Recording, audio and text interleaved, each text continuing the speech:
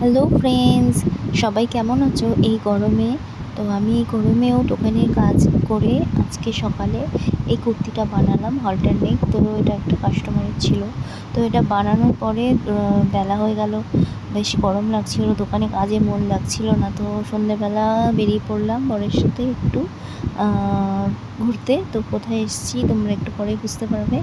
আমি চলে এসেছিলাম ডায়মন্ড প্লাজা। তো সেখানে গিয়ে একটু টুকটাক কিছু কেনাকাটা করলাম, যেহেতু নেক্সট ডেট আমার জামাই ষষ্ঠী ছিল। তো টুকটাক কেনাকাটা ছিল। তো কেনাকাটা কমপ্লিট করে আমরা বেরিয়ে পড়লাম বাড়ি যাওয়ার উদ্দেশ্যে ডায়মন্ড প্লাজা থেকে।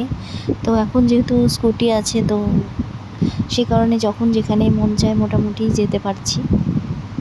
ঈশ্বরেরই কৃপায় সেটা সম্ভব।